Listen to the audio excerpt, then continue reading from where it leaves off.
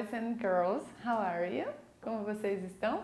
I'm fine. I hope you and your family are fine too. Eu estou bem também. Espero que você e a sua família também estejam. So, welcome to our English class number 12. Bem-vindos à aula número 12. Vamos falar sobre sports. Olha lá. E nós vamos falar sobre esportes no ano em que as Olimpíadas vão acontecer. Elas passaram do ano passado para esse ano por causa da pandemia, mas esse ano está confirmado. Os objetivos propostos para esta aula são enriquecer o vocabulário sobre nomes dos esportes na língua inglesa e diferenciar e aplicar os verbos do, go and play para a prática dos esportes na língua inglesa. Vamos lá. So, sports. Desde os tempos do Antigo Egito até os primeiros Jogos Olímpicos na Grécia, os esportes são uma das atividades mais importantes da história da humanidade. Para as crianças, eles são fundamentais para um bom desenvolvimento físico e mental ao longo de suas vidas, pois são recursos essenciais para a educação, seja através do atletismo, do tênis ou da ginástica. O esporte é uma atividade física que se realiza como jogo ou competição, cuja prática supõe treinamento e respeito a normas previamente estabelecidas. Normalmente, os esportes podem ser divididos em 4 categorias, de acordo com as habilidades necessárias para praticá-los. Então, olha só, foram divididos os esportes físicos, physical sports, como a natação ou a ginástica, esportes motorizados, motorized sports, como as corridas de moto, esportes mentais, mind sports, que requerem habilidades de pensamento, como o xadrez ou as damas, e esportes com animais, sports with animals, como a equitação. Algumas dessas atividades podem realizar-se individualmente e outras por equipes ou pares. Os esportes são muito importantes para todas as culturas que existem no mundo. Aprender sobre os esportes em inglês ajuda as crianças a conhecer melhor sua própria cultura e as demais, derrubando assim barreiras linguísticas e culturais, enquanto aprendem um novo vocabulário. Praticar esportes desenvolve o espírito esportivo e incentiva o trabalho em equipe. Quando nós falamos a respeito de saber da própria cultura e das demais culturas, nós estamos falando sobre os esportes que se pratica em cada região de um país ou em países diferentes do nosso. Por que se gosta mais de um tipo de esporte e por que nós ou qualquer outra cultura gostamos mais de outros tipos? Vou dar um exemplo para vocês. O Brasil gosta muito de assistir soccer, futebol. Já os Estados Unidos gosta muito de basquetebol, de basquete, ou de futebol, que é o futebol americano. Vocês podem perceber que os esportes são importantes para essas culturas. E por que nós, brasileiros, gostamos mais de um esporte e por que os americanos gostam mais de outra? Porque faz parte de tudo que se conhece dentro da sua região. Como se veste, o que come e o que gosta, faz parte da cultura. Outro ponto bastante importante desse parágrafo é que a prática esportiva desenvolve o espírito esportivo, trabalhar em equipe, principalmente quando temos um esporte coletivo. Eu preciso de todos os jogadores ou os praticantes daquele esporte para que eu chegue ao meu objetivo, e isso incentiva a trabalhar em equipe. Quando os esportes são individuais, não há jeito, eu preciso exigir de mim mesmo. Da mesma forma, as crianças que praticam esportes desenvolvem as habilidades físicas, se socializam com mais facilidade, aumentam a autoestima e diminuem os níveis de estresse, o que é muito positivo para a saúde mental.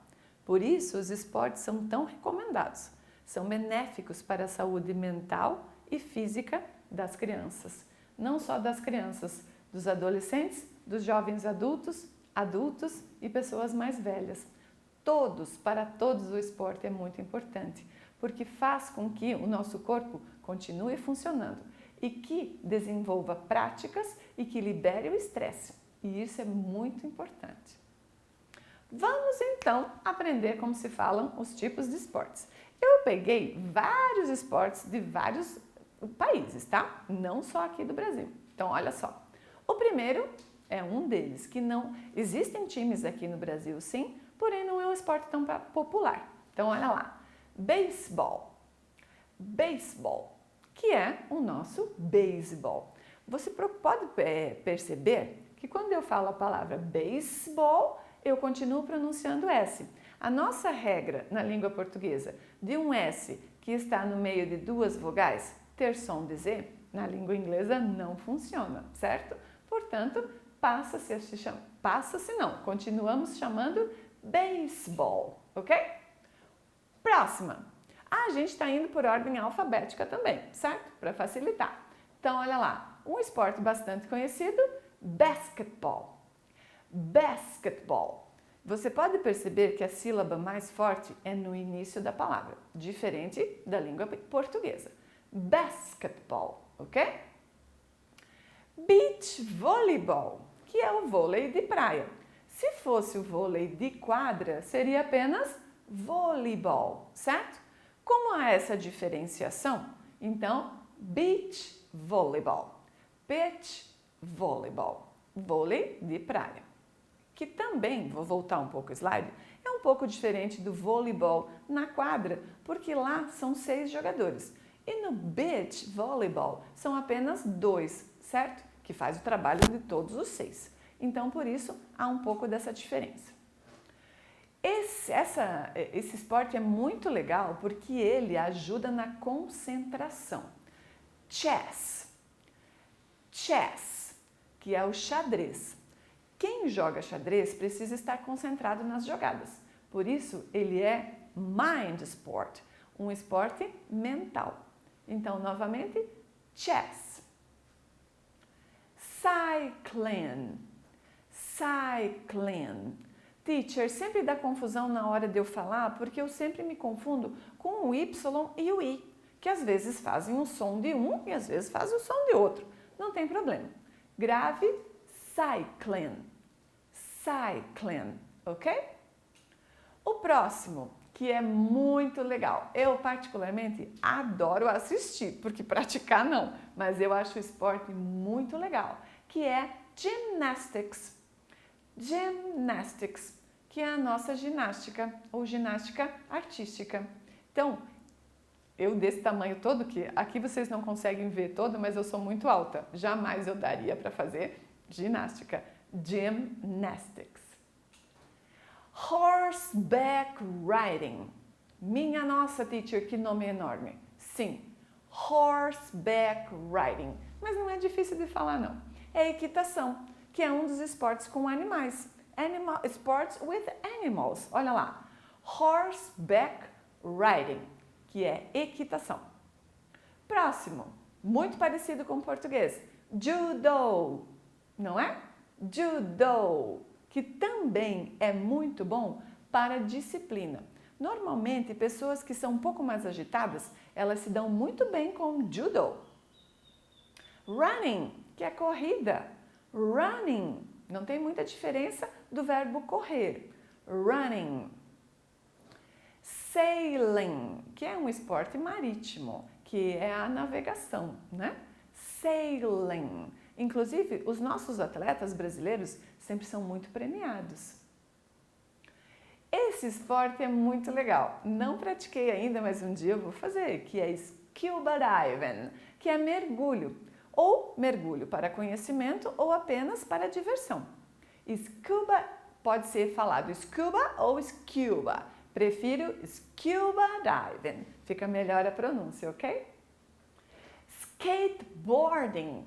Ainda não existe, se eu não me engano, nas Olimpíadas normais. O skateboarding, que é o skate que nós conhecemos, ele é mais praticado nos X Games, que são os jogos radicais nos Estados Unidos. Que existem mais outros esportes mais radicais que não têm participação em Olimpíadas normais ou grandes campeonatos. Portanto, skateboarding, se você quiser praticar, tente, é muito legal. precisa de alguns cuidados e proteção, mas é muito legal. Skateboarding. O nosso famoso soccer, futebol, soccer. Teacher, eu posso falar futebol? Claro que você pode. Até então, futebol, se nós traduzirmos ao pé da letra, foot é pé e ball é bola. Então, bola no pé. Mas então por que virou soccer?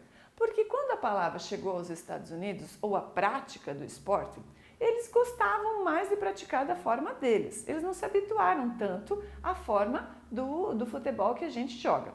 Se vocês, inclusive, virem ou assistirem, vocês vão perceber que soccer ele é muito popular entre as mulheres.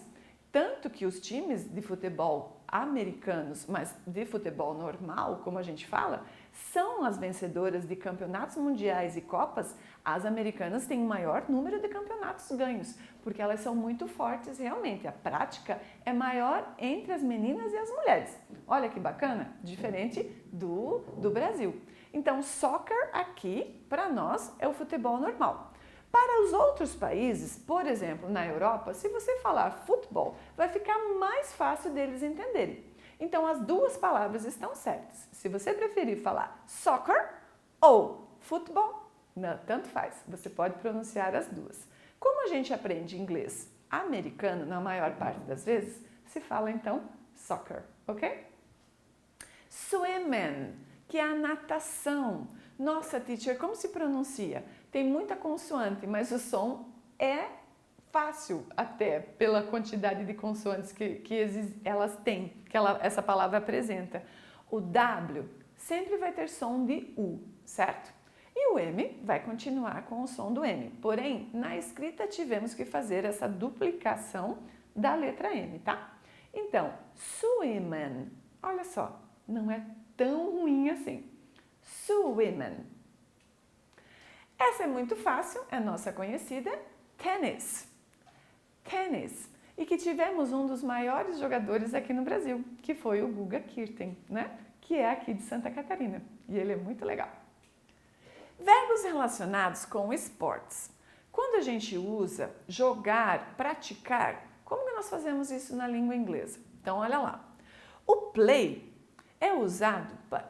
o verbo play é utilizado para se referir a esportes coletivos, que necessitam de objetos, como bola, taco ou qualquer outro objeto que seja essencial para a prática da atividade. Então, toda vez que precisarmos falar um esporte que precise de algum desses objetos, como bola ou taco, vamos precisar usar o verbo play. Olha os exemplos. To play soccer, jogar futebol. To play volleyball, jogar vôlei. To play basketball, jogar basquete.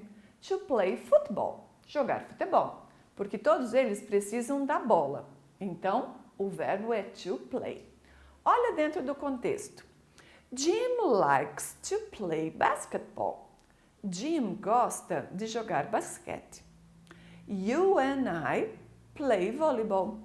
Você e eu jogamos voleibol.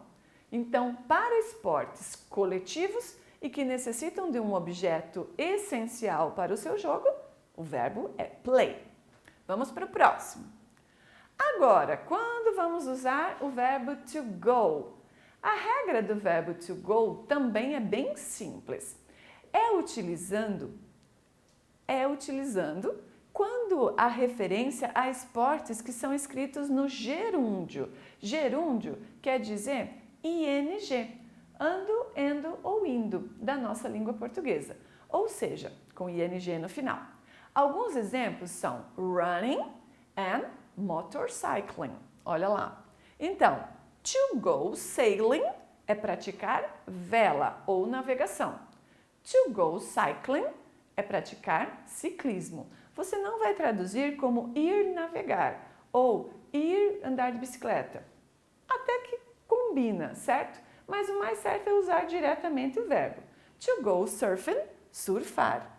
E to go swimming, nadar ou praticar natação. Vamos para os exemplos práticos. Mary likes to go skiing. A Mary gosta de esquiar.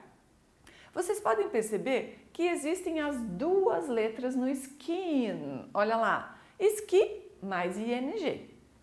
We like to go hiking. Nós gostamos de fazer caminhadas. Essas caminhadas, hiking, que a gente fala, são caminhadas mais complicadas. Não uma caminhada normal num parque, e sim em outros lugares. Por exemplo, dentro de uma mata, subindo uma montanha, enfim. Não uma caminhada mais simples, que vai exigir de você mais atenção e mais esforço físico, ok? Ah, lembrei agora, como fazer trilhas. Eu havia esquecido e lembrei. You should go jogging. Você deveria fazer corrida. Lá no outro slide, a gente viu que era running. Tanto faz, você pode usar a palavra jogging ou running. Depende do inglês americano ou britânico, ok? E por último, o verbo do, que é utilizado para esportes individuais que não precisam do uso de objetos para a sua prática. Como, por exemplo, então, to do gymnastics, fazer ginástica. Claro que vocês vão dizer para mim, mas teacher, eles têm a trave, eles têm o cavalo. Sim, mas se for para fazer a ginástica no solo e todas as suas, não digo manobras, mas sim todas as posições que precisa fazer, não há necessidade de um objeto. To do judo, fazer judô. Or to do karate, fazer karatê, certo? Então vamos para, novamente, frases de exemplo dentro do contexto. Mike and Carol do karate. Mike and Carol fazem karatê ou lutam karatê. Também podemos dizer assim. They did judo when they were children. Eles fizeram ou praticaram judô quando eles eram crianças. Na hora de traduzir, você pode traduzir da forma que fica mais fácil para você entender, mas deve lembrar que em inglês precisamos usar o verbo do, ok? So, our class is over. A nossa aula está terminada por hoje. Espero que vocês tenham gostado e que vocês consigam, lá nas atividades, identificar cada verbo. Eu sei que não é só em uma leitura ou apenas na videoaula que você vai memorizar. Você vai precisar estudar sim e ler mais outras vezes. Vai exigir um pouco mais de atenção de você, certo? E I hope you have enjoyed it. Espero que vocês tenham gostado. E não esqueçam de fazer o homework. A tarefa de casa é sempre o complemento de tudo que nós aprendemos na sala. E é o reforço. Faz com que a gente grave, que a gente memorize com mais facilidade, certo? So, I hope you can be good. Espero que vocês fiquem bem. And see you next class. Bye, bye.